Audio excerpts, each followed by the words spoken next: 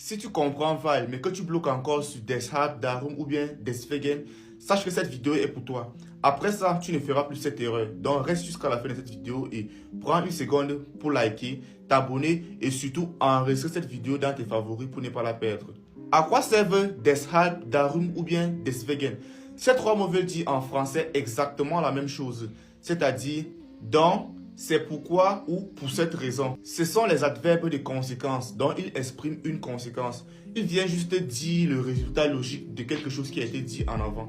Donc tu dois comprendre que deshalb, darum ou bien deswegen sont des adverbes et non des conjonctions comme weil. Et ils font partie de la phrase principale, c'est-à-dire de la proposition principale. Et n'envoient pas le verbe à la fin de la phrase comme weil.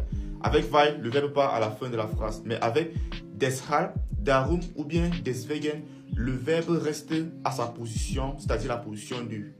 Et c'est ça qui fait en sorte que 90% des apprenants se trompent. C'est-à-dire lorsque les apprenants utilisent deshalb, darum ou bien deswegen, ils ont toujours tendance à envoyer le verbe à la fin. Pourtant, ce n'est pas le cas.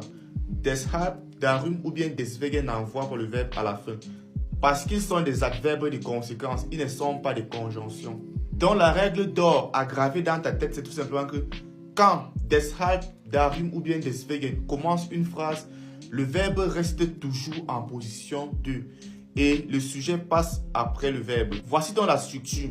Tu auras la cause, point, deshalb, darum ou bien deswegen, plus le verbe, plus le sujet.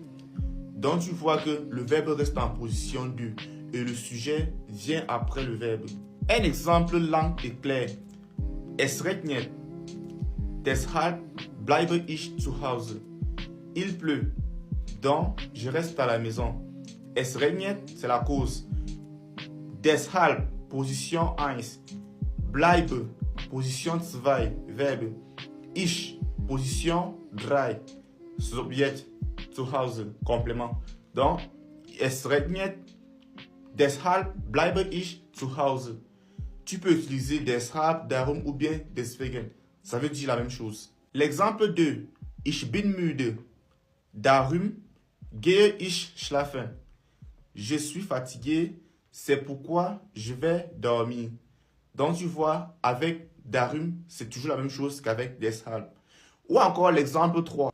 Ist krank. Deswegen komme nicht. Ist krank. Deswegen komme nicht. Il est malade, c'est pourquoi il ne vient pas. Ou bien, pour cette raison, il ne vient pas. On les erreurs à commettre lorsque tu utilises deshalb, darum ou bien deswegen